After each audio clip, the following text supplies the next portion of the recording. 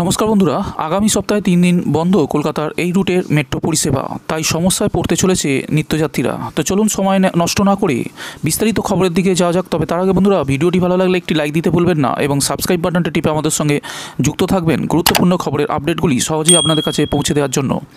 আগামী সপ্তাহে 3 দিন বন্ধ থাকবে ইস্ট ওয়েস্ট মেট্রো, যার জেরে সমস্যায় পড়তে চলেছে নিত্যযাত্রীরা। শনিবার কলকাতা মেট্রোর তরফে বিজ্ঞপ্তি জারি করে জানালো কলকাতা মেট্রো কর্তৃপক্ষ। কিন্তু কেন এমন সিদ্ধান্ত? মেট্রোর তরফে জানানো হয়েছে 15ই মার্চ অর্থাৎ মঙ্গলবার এবং 18ই মার্চ অর্থাৎ বৃহস্পতিবার পর্যন্ত বন্ধ থাকবে সল্টলেক থেকে ফুলবাগান মেট্রো পরিষেবা। 16 এবং 17ই মার্চ শিয়ালদহ স্টেশন পরিদর্শনে আসবেন commissioner of railway safety. East West metro চলে কমিউনিকেশন বেসড ট্রেন সিস্টেমের মাধ্যমে, অর্থাৎ কন্ট্রোল থেকে পুরো অপারেশনটি নিয়ন্ত্রণ করা হয়।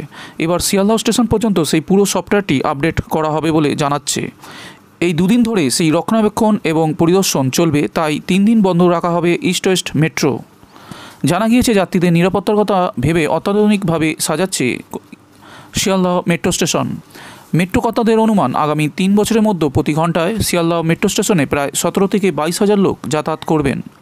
আর এই যাত্রী চাপের কথা মাথায় রেখেই অত্যাধুনিক প্রযুক্তিতে তৈরি হয়েছে শিয়ালদহ মেট্রো স্টেশন। থাকছে সবচেয়ে বেশি টিকিট কাউন্টার, যাত্রী সুরক্ষায় রয়েছে প্ল্যাটফর্ম স্ক্রিন ডোর।